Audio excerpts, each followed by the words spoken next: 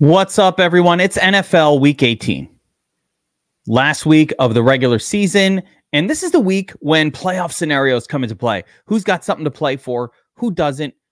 We're going to take a first look at DraftKings for the NFL Week 18 main slate, and the focus here is a big part of our focus is going to be trying to understand what teams have to play for, who's going to have the starters in, who doesn't. There's a whole lot of it, and quite honestly, the tale is often told via the Vegas odds. So we're going to jump into that. We're going to look at the matchups and take a first look at DraftKings NFL Week 18, last week of the season. Let's get into it. All right. I'm going to have to do a lot of pausing in this video as I go through these scenarios. I don't have them all memorized, so we'll go through them one by one. But understand that also the Vegas odds on each game does tell the tale. So let's get right into it. We're going to spend a little extra time on the matchups here because we really, truly have to understand who's playing starters, who won't be, why are some of these odds as crazy as they are. So taking a look at this first game, we've got the Bucs at the Panthers with a game total set at 37.5. And of course, the Bucs are significant favorites here. So the playoff scenario for this one is very simple. The Panthers have nothing to play for, also nothing to rest for. They're out of it. The Bucs need a win here to get in the playoffs. And if they lose, they're out of the playoffs. So some interest on the Bucs here for sure. And that offense, they're going to need to win. So they will be going all out. And there's nothing about the Panthers that I ever want to have anything to do with anyway, but there's nothing that says they won't play this game all the way through. Next up, we've got the Browns at the Bengals. And note here, and this is what I'm talking about with how the Vegas lines kind of tell the tale. The Browns are significant underdogs here against the Bengals. The Bengals coming in with a 22.5 point team total.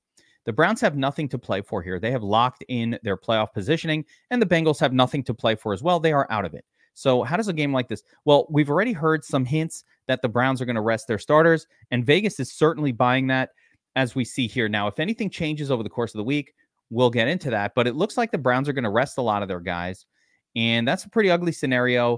Actually, it's an interesting scenario for the Bengals offense where if the Browns are actually resting a lot of their defensive players, we might not get this elite defense that we're used to. So could have some interest on the Bengals side of this. And it's a reminder that we need to forget in our minds, oh, the Browns are this great defense. We shouldn't play players against them. Well, if they're resting starters, that won't be an issue at all. So that is something to take note of this week. This next game is kind of interesting, right? We've got the Lions at home taking on the Vikings. Now, there's an outside scenario, very unlikely, where the Lions with a win can climb all the way up to the number 2 seed. But it is a long shot. I believe it requires losses from some significantly unlikely to lose teams.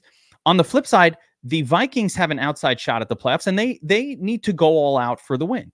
So the Lions side may or may not have some excuse to kind of take it easy, maybe rest some starters in this game where the Vikings should be going balls to the wall. So for playoff scenario purposes, Vikings side of this game, absolutely all in. And the Lions, like I said, there is a little bit of motivation here maybe to say, let's take it easy. Let's not go too crazy. Let's not risk anybody. Not that it's definite that they will do that. They could just play it out because why not?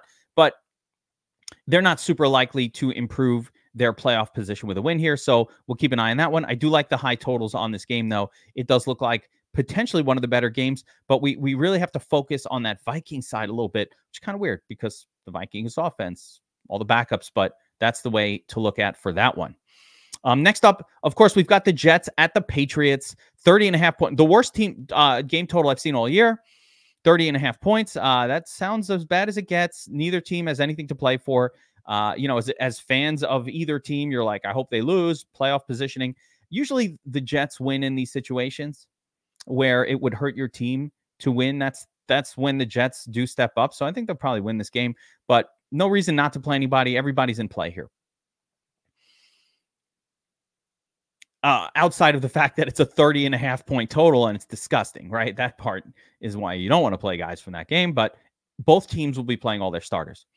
All right, next up, we've got the Falcons at the Saints, 42.5 point total. The Saints are slight home favorite. Both of these teams have a chance to actually win the division with a win here, so they're going to be going all out in this game. Neither team has been elite fantasy producers for the most part, but they're going all out. So that's what's important in NFL Week 18. So to start with the motivations from this game, the Jaguars, if they win this game, they will win the AFC South. That's great. So they win and they're in. They might still get in the playoffs with a loss, but they will win the South if they win this game. The Titans, on the other hand, have nothing to play for here. So with that being aside, some of the big components of this game, it's got a 40-point total, low scoring game. That's how Titans games have gone for most of the year. They've just been low scoring, but I don't think the Titans are not going to play. They don't care. They have no reason to rest anybody either. Maybe see what you have with some young guys. I don't expect like a ton of work for like a Derrick Henry in a game like this, or maybe the grizzly old vets. Maybe they'll give some of the younger guys some more opportunity in this game. So be careful of that Titans offense for sure. As far as the Jaguars go, we don't know if it's going to be Beathard, aka Beat Hard, or if it's going to be Trevor Lawrence at the helm. Travis Etienne had a monster week last week. We actually really called out one at DFS Army. That was a great call by Bobby Wow and Burns, who both were obsessed with Trevor, with Etienne. And we could see more of that, especially if Beathard is in the game for the Jaguars. But the Titans had been pretty good against the run most of the year, so you throw against them. So I think these pieces from the Jaguars offense will be in play. And let's see if Trevor Lawrence comes back. I'm not really sure what to make of him if he does come back, but I'm curious to see if he does. Next up, we have Seattle at Arizona. Now, this one carries a hefty 47.5-point total. Interesting, right? Arizona, terrible defense all year, been very exploitable. So they're a team that we want to attack with opposing players. Seattle needs a win here and some help to get in the playoffs, but they are full boat motivated to get this win. Whereas on the flip side, Arizona has nothing to play for. They've been out of it. And actually, these wins are just hurting their draft position. So don't know how that affects the team.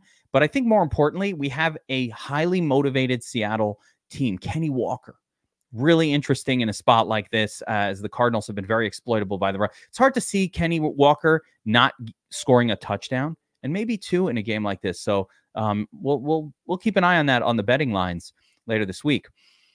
On the Cardinal side, they're coming off a big win and they've just been playing hard. They're playing well. So, Jimmy Connor, why not? They have nothing, no reason to rest him. Nothing. It helps you none. Probably won't be with the team next year. I think we go right back to Greg Dortch and Michael Wilson. So I really like this game. I think we're going to get a lot of DFS goodness from. Next up, we have the Bears at the Packers. The Packers are at home, and they're carrying a pretty nice little 23.75-point team total. I like this game, 44-point total. Packers absolutely need to win, and they're in the playoffs, so they are highly motivated. On the Bears side, they've been out of the playoffs for a while, but they've been playing well.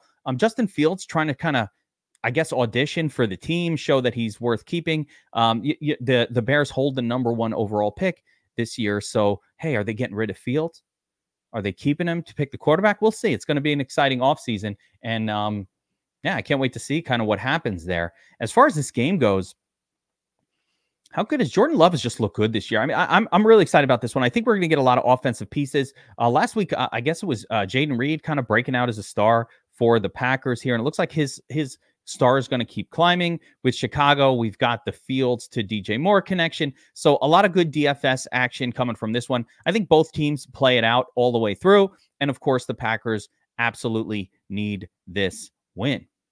This next game is fascinating. The Chiefs are on the road at the Chargers, and the Chiefs are actually 3-point underdogs in this game. The Chiefs had nothing to play for, so they have no motivation for Week 18. There's nothing to do. Chargers nothing to play for either. Chargers rolling with Easton Stick and the whole backup crew. They have virtually no healthy players left on the team. And on the KC side, I guess my big question, the odds makers think they're going to rest their starters based on this total, but I don't know if they will. Either way, I mean, it's more of a betting thing for me. I don't really have much interest in either side of this 36-point total game for DFS, but it's really interesting to me. Just, will KC actually rest their guys? They've been playing so bad. You'd almost think they'd want to come in, play the starters one more game, just try to get it figured out before the playoffs, but maybe not. I don't know. All right, moving on. Broncos at the Raiders. Both teams already out of the playoffs. Nothing to play for here. Nothing to see here. 38-point total is pretty gross. Really is not a whole lot to like about this game. Last week, the Broncos sort of, I guess they benched Russell Wilson for the rest of the year. So we got Jarrett Stidham back at the helm for them, for whatever it's worth. AOC, just backup quarterbacks and ugly football. But, I don't know. Both teams have no reason not to play the game out. So I don't see why they won't, but it's not a very attractive one this week. I really have to think about that game and if we're going to really need to target it at all. Eagles at the Giants. Eagles still alive for the number 2 seed with a win here and a Cowboys loss. The Giants are obviously out of it. The Cowboys are not very likely to lose, right? So that's part of it. The Cowboys are massive favorites in a game they must win against Washington. So they're not super likely to lose. But I think the Eagles probably going to play the game out because, hey, they got something to play for. And also, they've been a little out of sync on offense, so maybe it does help to get another game in there. I do think, though, there's that risk that with all these games where it's really close, especially the running quarterback like Hurts, if Hurts gets dinged up at all, he's going to be pulled out of the game. So there is some pull your starters at some point during this game risk. Let's see when they play. They're all playing at 4:00, so the NFL knows what they're doing. And the NFL, you could just rely on this. They know what they're doing. They set these games up in a certain way to allow for maximum potential motivation as they're playing out.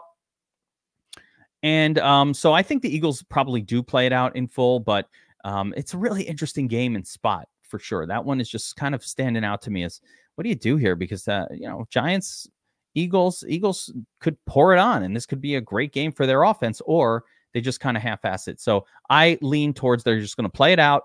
Like all teams never like to look at the other game and say, hey, they're a heavy favorite, so we won't bother playing this. I think they're going to play it out. But again, there's some third and fourth quarter, especially fourth quarter, we're already out of it. Let's rest these guys kind of risk here. So be aware of that one. I need a danger alert for this next game. Rams at San Francisco. San Francisco's locked up the number 1 seed. They have nothing to play for in this game. There's virtually no chance in my mind that they're going to throw Deebo Samuel out there, or not Deebo. Christian McCaffrey's probably super unlikely to play. And if I'm the 49ers, do I really want to risk Deebo and the rest of my starters in a meaningless game? The team's banged up. The flip side is, since they have the number 1 seed, they're not going to be playing for a while. So I think at the very least, they'll probably roll their starters out there for some period of time. But I think there is supreme risk of starters getting rested, especially in the second half of this game. So I'm just going to avoid the 49ers completely. I'm not going to play a team that's in the playoffs with absolutely nothing to play for. Number 1 seed locked up. That is a bad scene. There will be temptation to play Elijah Mitchell, and I have to think about that situation, if it's even worth it, or maybe they even rest him. But that's about it from the 49ers side. The Rams also really have nothing to play for here. They're going to they're in the playoffs.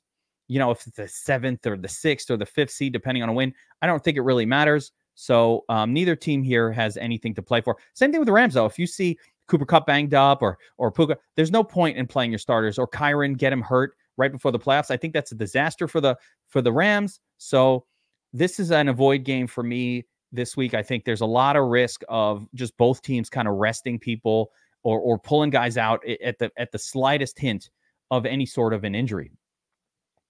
Okay, last game, we've got the Cowboys at the Commanders, and the Cowboys need to win this game to lock up the NFC East title.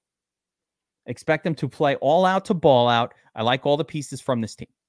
All right, so we got through the motivations. That's a big part of NFL Week 18. Before we can even sort of break the games down, and you guys don't even know, but I had to check, I had to go back and forth and have my notes out. That took me a lot longer than what you saw on screen to pull off. But hopefully that gives us a really good idea of what to expect and what we're looking for in NFL Week 18.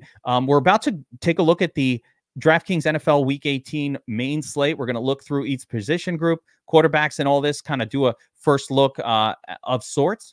But I did want to mention a couple things first. Number one, congrats to Nando, 50K winner in the SPY this weekend, and newest Wall of Champions member for DFS Army. So good stuff, my man.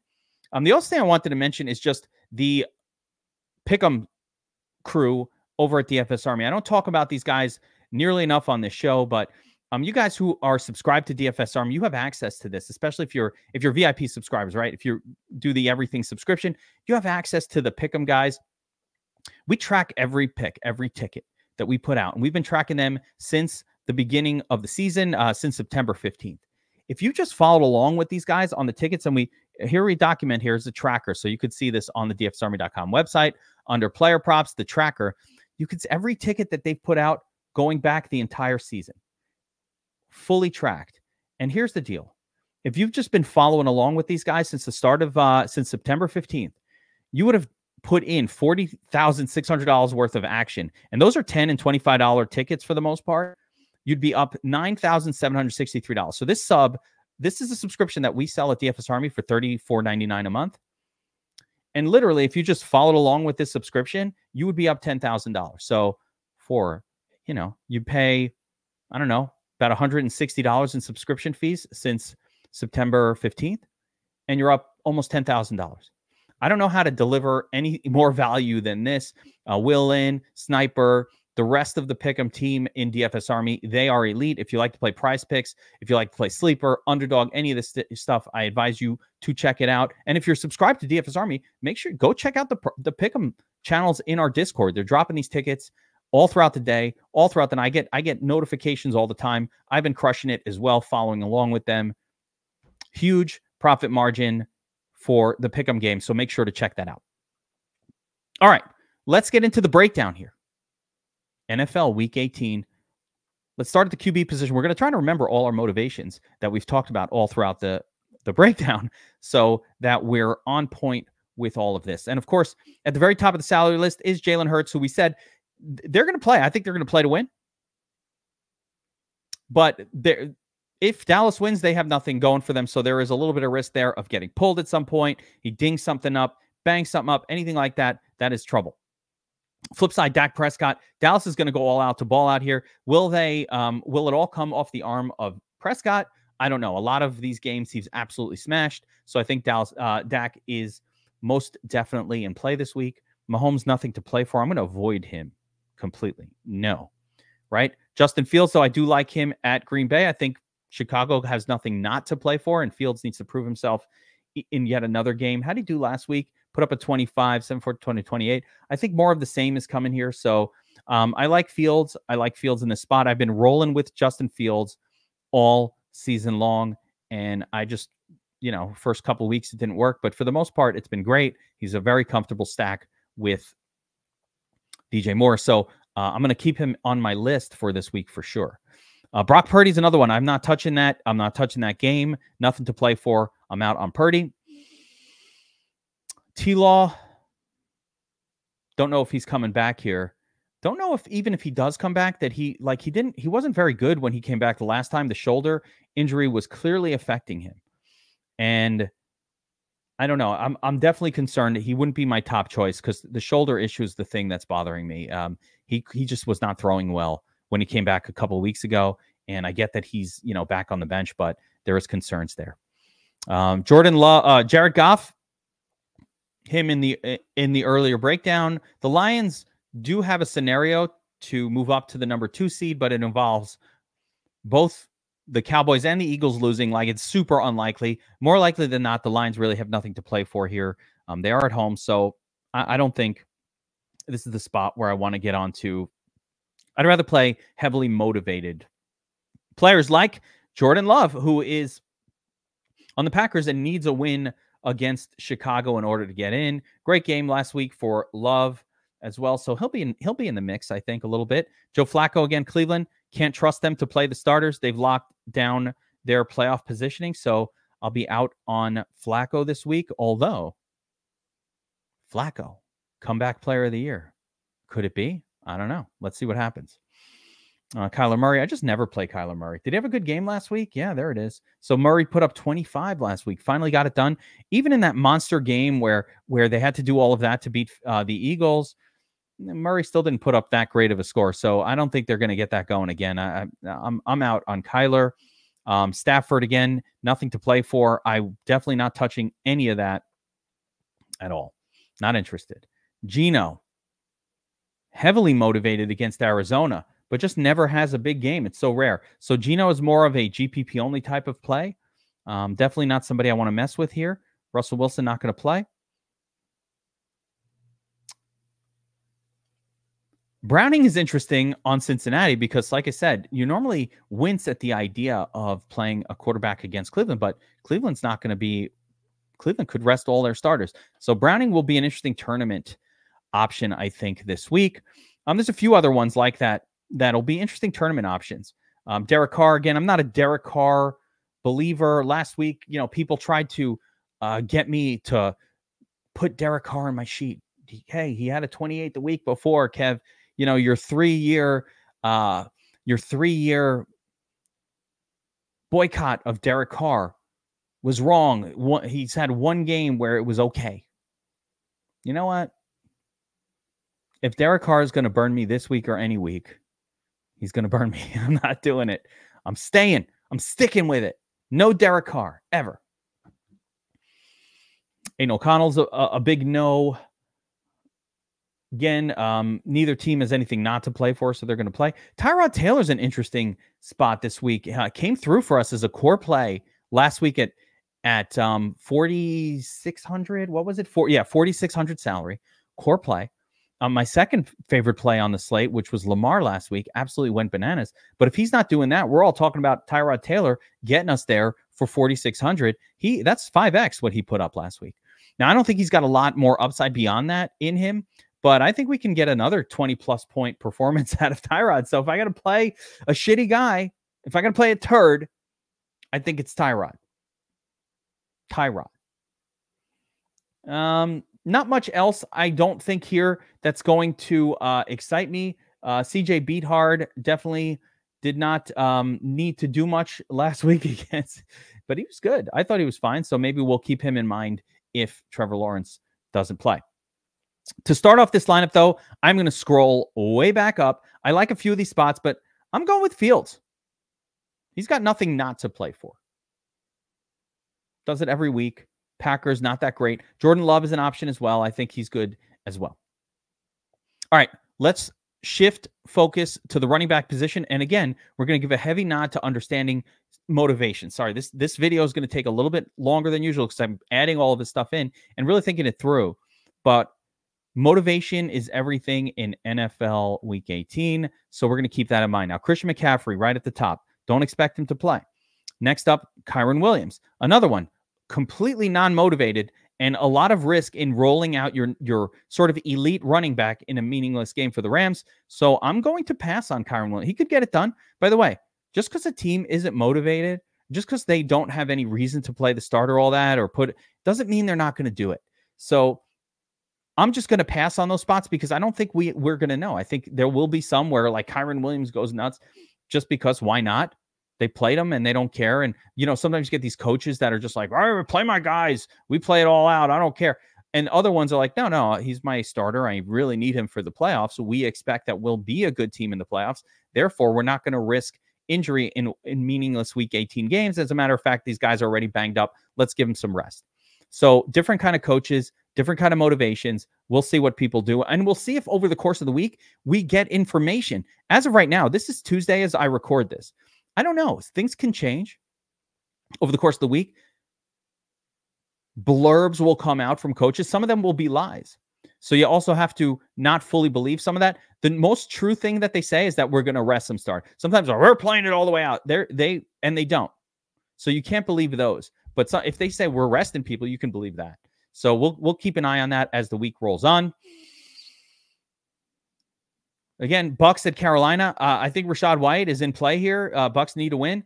So they will be going all out to ball out. Carolina, good team to attack with your running back. But it also is important to keep in mind that Rachaad White has definitely not been paying off this type of a salary all year long. So, we'll see about that.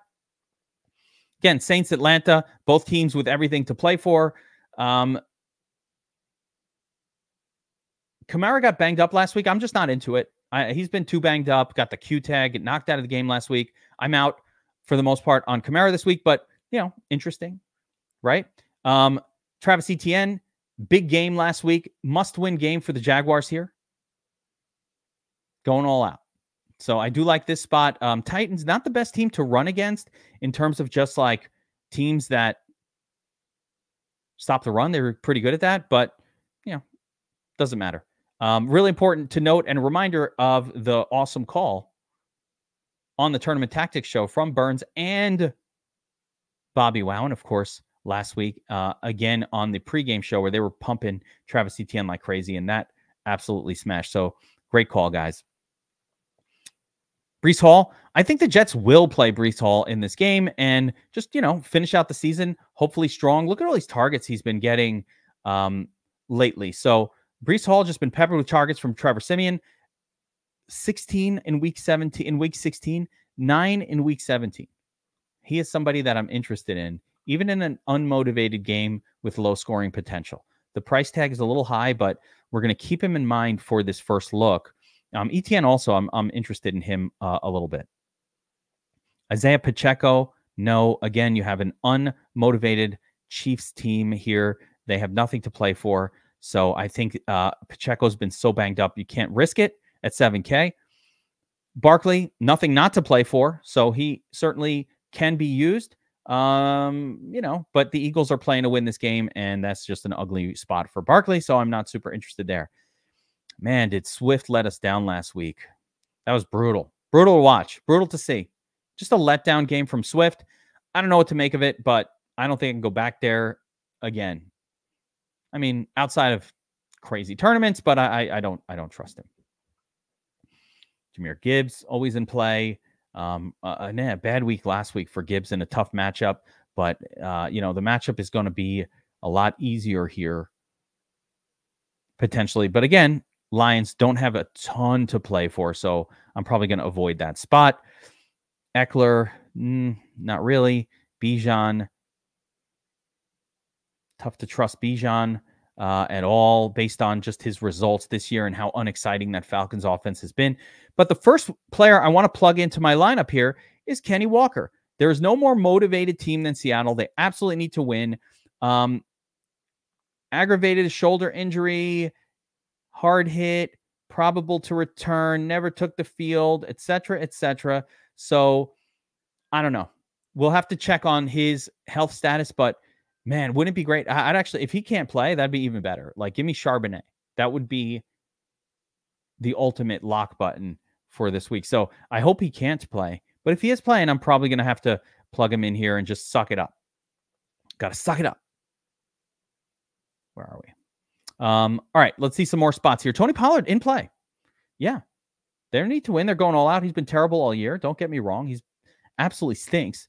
But I mean, it's week 18, and when's he going to get it done? Like, it hasn't happened all year. It's crazy. It's actually shocking that if you told me at the beginning of the year that Dallas was going to have this elite defense, they're going to be this awesome team and play the style that they do, and Tony Pollard was going to have this disappointing season where he averaged 13 fantasy points per game, effectively less than James Conner and really much kind of lesser players, you'd never believe it. But here we are. Still, we get another elite matchup for Tony Pollard. What are we going to do? I don't know. Joe Mixon. I'm actually very interested in Joe Mixon in this game. If Cleveland's resting starters, again, no one really wants to play anybody against Cleveland. You see it, and you're like, I'm not playing anybody against them. But Joe Mixon, look, it's great volume last week, put up a decent number. I don't hate it. Joe Mixon will be in my mix for sure. I'm going to mix him in. All right. I've said that 18 times already this year. At some point, it has to stop, and I apologize for that dad joke. Aaron Jones getting lots of carries, must-win game. I haven't played much Aaron Jones this year. Chicago run defense, it's actually a lot better than what those numbers imply, but still, you can have some interest in Aaron Jones, I guess. Derrick Henry's a no for me. James Conner's kind of interesting, and I'm kind of thinking about playing a little Jimmy here. 20. Look at all this volume. I mean, that's how they got it done against the Eagles. If he's healthy, he's just look at these scores the last few weeks. I think we got to get on the Conner bandwagon here. I haven't been on it, admittedly. We got to get on board here. Cardinals have nothing not to play for. They're going to play to win like they've been doing the last few weeks. Seattle needs to win. Arizona's at home. We're getting on the Conner bandwagon. Let's look at some more spots, though. Zamir White, Zammy, sure. Look at all the targets. Look at all those targets. That was a tougher game. I mean, it was kind of not a tough game, easy. he needs to get in the end zone to get it done here. But yeah, Zamir White in the mix as long as Josh Jacobs is out. There's no reason to rest Zamir White. He'll be in there doing his thing. Zeke Elliott against the Jets also. Why not? They're playing all out to ball out. No worries here. So he gets some targets. He gets everything. Zeke Elliott absolutely in play this week. Zeke Mitchell, I think he's going to be, I think he might be popular. I don't know. But what do I call him? Elijah, not Zeke. Elijah Mitchell. He's going to be popular play. Maybe? I don't know. It's early in the week. Hard to tell. But I'm not getting on board with that. Again, 49ers completely non-motivated. They could play a third string guy out there and just keep Elijah healthy for the playoffs. So, no. I'm out on that one. Herbert. Yeah, I got to see what's up with Herbert, too. Khalil Herbert, maybe interesting as well. I'm going to look at some of the numbers here, but we thought it was going to be Roshan initially as the guy who picks up this volume, and it's certainly leaning more towards Herbert. I think it's a bit of a split, but that's been an interesting situation, the running back situation for those guys. Always dangerous when Javonte Williams becomes chalky, and he was chalky last week. And it was not very good. It was a great matchup. Did not get it done. Once again, I do like at least he got 18 touches. So the touch count did go up. And again, it doesn't make sense to me that they kind of don't want to see what they have with this guy, but it is what it is. Let's see if there's anybody else. Again, we're hoping for the Charbonnet miracle. We get a Charbonnet. If we get a Charbonnet sort of instead of Walker situation, that will be an all-in lock button play. Beyond that, we might discover some like extreme cheapies later in the week at the running back position. Something opens up, somebody gets rested, whatever. But for now, I think this is the crew that we're working with. So we got a few potential running backs. Seattle starter should be really good. I like Connor here, and I don't mind going back to Zamir White. I don't mind a little Breece Hall as well. So a lot of different ways to go at the running back position in the early look. All right, let's move on. And to actually, before we get to wide receiver, I like to tight end, defense. Let's go to the other positions first. So let's go to defense first, and we're going to look for the cheapest viable. And this might wind up being like some team playing against the non-motivated. So let's kind of think these through one by one, right? Washington, no. Giants, no. Again, Dallas and Philly playing all out to ball out. Seattle also playing all out. So Cardinals, no. I could play them, but no. Panthers, no. Rams at San Francisco, maybe. Right? If San Francisco pulls their starters, if we find out later in the week, it's not going to be Brock Purdy, it's going to be whoever. Actually, even with Darnold back there, I kind of think like San Francisco's still fine. So I don't think I want to do that one. Vikings at Detroit. Also, Detroit going to play this game out. So I don't like that. Broncos at Las Vegas, AOC, the whole deal. It's not very pretty. I don't know. Chargers at home against Kansas City. Maybe. Now, if Kansas City benches Mahomes, then I'm interested in the Chargers defense for sure. I think it's Blaine Gabbert or somebody random that's the backup. It's not. I don't think it's Blaine Gabbert, but maybe it is Blaine Gabbert, some random backup quarterback for Mahomes. So certainly don't hate that idea of playing that team. Chicago, Green Bay, probably not. Atlanta at New Orleans, no. Cleveland at Cincinnati. If Cleveland benches the starters and Joe Flacco, I'm interested as well. Jacksonville at Tennessee, I can do that. I think that's the spot I'm going to pick for this one. The Titans have been just really kind of crap. Let's see though, if anybody really jumps off the page. Seattle, Arizona, New England, Jets, New England. No. Maybe Jets at New England, but that's already gotten to the too expensive to really be comfortable with. Of course, if we can get all the way up to Dallas against Washington, I think that's worth doing.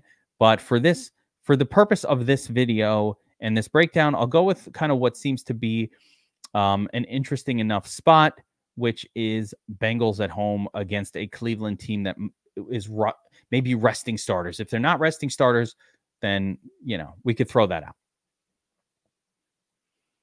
Tight end position. Let's start at the top here. Again, Kelsey, no. Njoku, No starters. No. But look at that. Let's say they were starting Kelsey and Njoku the same price. What? What is happening? Sam Laporta, fine play. Trey McBride, sure, why not? George Kittle, no. Goddard, probably not. Ferguson, Waller, maybe. Cole Kmet, there we go. Gerald Everett. Kind of like Gerald Everett here at 3,900 against, again, a KC team that's unmotivated. Look at all these targets, 888. Even last week, didn't do much with it. He rarely does a whole lot with them, but I love the target volume for Gerald Everett here. So I'm going to go right back to it. Anytime. Listen, you might say, Kevin, you were wrong. You told me to Gerald Everett was one of my top plays. It was a core play last week. So, Kevin, you were wrong. You said to play Gerald Everett, and he only got a 9 or a 10. Well, he got 9 targets.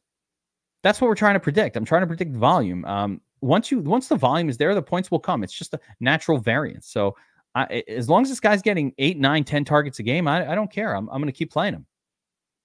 At that price, at 3,900 for 9 targets, yeah, he's got to catch a touchdown, and maybe he didn't do it last week, but that doesn't mean he's not going to do it this week.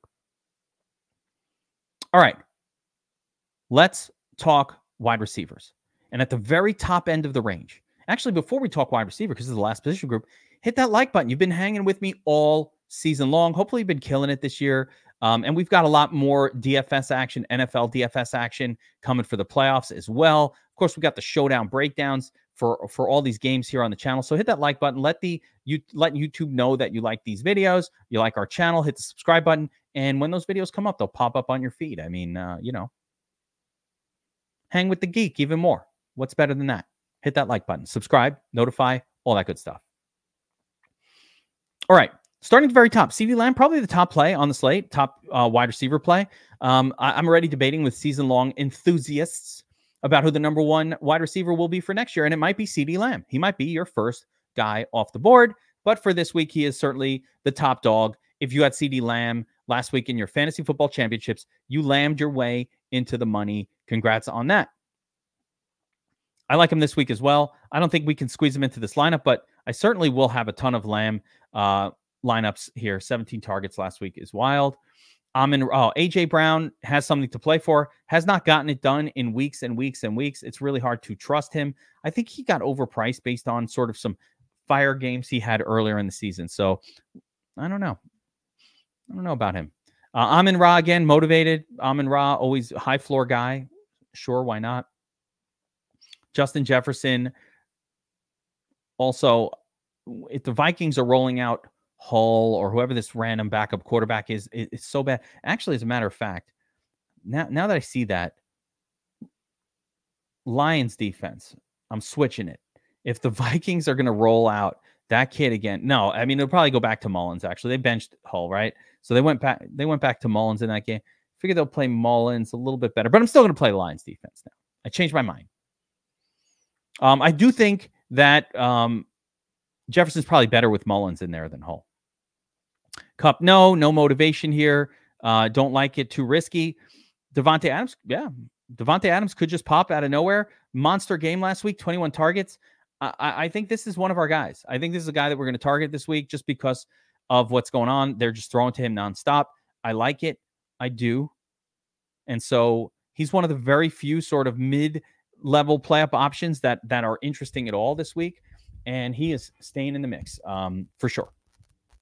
Puka, no, I'm staying away from the Rams. Cooper, no, we're staying away from Cleveland. Samuel, no, staying away from Rams. Keenan Allen, no, staying away from Chargers. So we just eliminated a whole bunch of potential options. Unfriend you. I unfriend you. Wait a minute. Where is Betsy? I unfriend you. That's not how she is. There she is. We unfriended a whole bunch of names just now. That's good. Mike Evans, always in play. Just always in play. Tampa needs the win. You never know when he's going to pop off. You just never know. I talk about Mike Evans. It's the same thing every time. Never know. Chase, 7,300. Sure. I actually really love this spot. I don't think that, again, people are going to be scared off by Cleveland. Cleveland has nothing to play for. The starters are out. So I like Jamar Chase a little bit there. DK Metcalf, again, he's in the Derek Carr. I really rarely, if ever, play this guy category. Massively overpriced on DraftKings. Look at the difference between his average fantasy points per game and others around him. He's just lower than others who are even cheaper. He's at 15.5, right? I mean, I can get 15.5 down here for 6,700. I can get it for cheaper. I can get almost 15 points per game with Adam Thielen all the way down here. It's not that far off from just other names that are significantly less expensive. So I just don't play DK Metcalf very often. Brandon Ayuk, again, San Francisco resting starters. But the first name I'm going to plug in this lineup is, of course, DJ Moore. Love DJ Moore with Fields, the ultimate combination. And I don't mind Cole Kmet in there as well, but DJ Moore is almost a must with Fields. Fields had the big game last week. DJ Moore did as well. So that was the perfect correlation and how correlation is and is supposed to work. Right? Let's continue on. Devontae Smith, Q-tag, not sure if he's even healthy here. Crutches, wearing a boot. I don't like any of that, so I'm out on that. Rashee Rice, again, KC, unmotivated. So unfriend you. I unfriend you. Rashee Rice.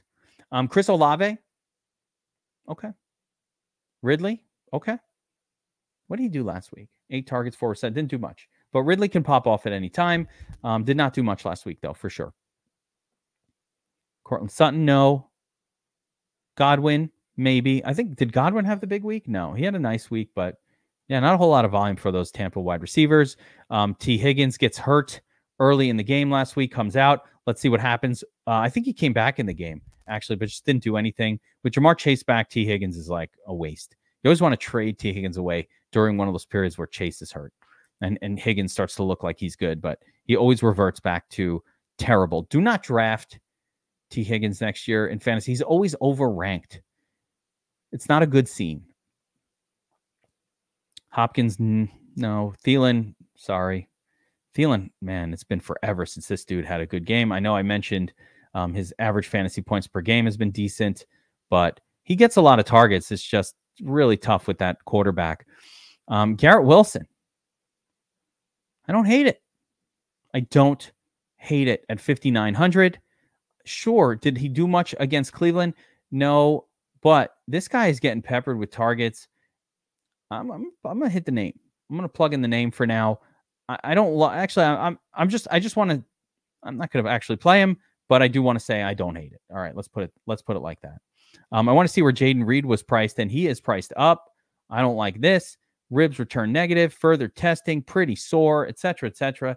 So Jaden Reed would be really interesting. I was going to kind of try to get him in there as a bring back for Justin Fields. A little bring back action. I guess Romeo Doubs would be interesting as well, but I don't know that we need a bring back here. But if Jaden Reed is healthy, he'll be certainly on my list. But I'm a little surprised to see how expensive he is here. So that's less than ideal. Tyler Lockett, yes, interested. Again, Seattle, highly motivated. So, when did the big games come from Tyler Lockett? You never know. But could this be one of them? It certainly could. Myers, probably, yeah, okay, he's playable. Jordan Addison, playable? Maybe. Jerry Jeudy, not super exciting. Drake London, not super exciting. We're beyond the point of where we can get these amazing bargains because everybody kind of knows. But there are a few spots I think we can get an inexpensive player, and I'm going to focus on that to see how much we have left. And I actually think we will wind up with Garrett Wilson in this lineup as I see how it's kind of coming down. But Palmer, no. Smith and Jigba has been looking better at times, and he's good, but not enough ceiling there to really justify the 4,800. It's a lot to pay for him. Rashid Shaheed, a good ceiling guy. Greg Dortch was somebody I had quite a bit of exposure to last week. Worked out well. I would go right back to him. I like that game. We talked about it, Seattle, Arizona, and give me a piece from the Arizona side. I want to see how he did compared to Michael Wilson. So Wilson, 4 targets, 6 targets. Dortch, 7 targets, 7 receptions. I really prefer Dortch. He's a little more expensive, but not that much more. So I'm going to plug Dortch in over here. If we went down to Wilson, we can actually afford Garrett Wilson, the Wilson brothers, I think, which I'm interested in. 6, 7, 8, 9. So I needed 300 more. Actually, it wouldn't even get us there. But let's continue looking here. So Moore, no. Wandale, maybe. So I think the other way to go this week is going to be like to save salary. It's probably going to be coming from some of these Giants wide receivers. Wandale is one of the names that definitely stands out. He's popping. Darius Slayton also popping. So these two guys are going to be heavy in my mix this week. And I actually have to go down to one of them in order to make the Garrett Wilson version of a lineup work.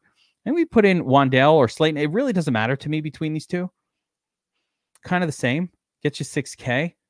Again, Garrett Wilson in that lineup there if we want to go that way. But I do want to continue to look down through these wide receivers and see if anybody else is popping. Let's see here. Darnell Mooney. Jameson Williams has actually had a bunch of good games as well recently, getting some targets. So we'll keep him in mind. I don't like that Q tag. Gibson, I don't know. No one's really jumping off the page here as of this moment in the super cheap zone. So I think, maybe Jalen Hyatt, 4 targets, 3 reception. Yeah, maybe Jalen Hyatt down here in that super cheap zone would also be another name to keep in mind. But that being said, I really like what we have going on here. A lot of targets in this lineup. So let's just go through it. Justin Fields stacked with DJ Moore. Those two go together like PB&J, like chocolate and peanut butter. There's 2 peanut butter and jelly. What about chocolate, peanut butter, and jelly? All 3. We need a trio. I need a snack that's chocolate, peanut butter, and jelly because all these things go great together. They should all go good together. Fields and Moore. I would like to have a comeback, and we can consider bringbacks on the Packers, maybe once we know what the status is of Jaden Reed. Another potential bringback on that team is maybe Kraft, the tight end. Could go that way for the bringback, and I think Tucker Kraft will be low owned, and maybe even a better play than actually. Let's put in Kraft to make this lineup a little more bringbacky, so to speak. Also add a little bit of salary, so this will get us a little bit of correlation in this lineup. Kenny Walker, just a running back in a great spot. James Conner, flip side, same game, running back, great spot, has been putting up numbers. Obviously, we got to keep an eye on the health of Kenny Walker. Wan'Dale Robinson, all the volume. Giants offense, they're going to play all out. Garrett Wilson, again, just 15 targets a week. Why not? And Lions defense, we got 300 salary left over, can switch it up, do a lot of different things. So, guys, that's going to do it for the NFL Week 18 DraftKings first look. Hopefully enjoyed it. Let me know who you like. Who are you building around? Who's your early week quarterback wide receiver combination that you think is going to help you win this week? Did I miss on any of these motivational things? Do you have any insights there? Hit me up in the comments section below. Make sure to smash that like button. Subscribe to the channel. We'll be with you all through the playoffs. Hopefully you had a great season. Hopefully you won your fantasy season-long leagues. And if not, there's still DFS to be played. So we'll get into it, and I will see you guys next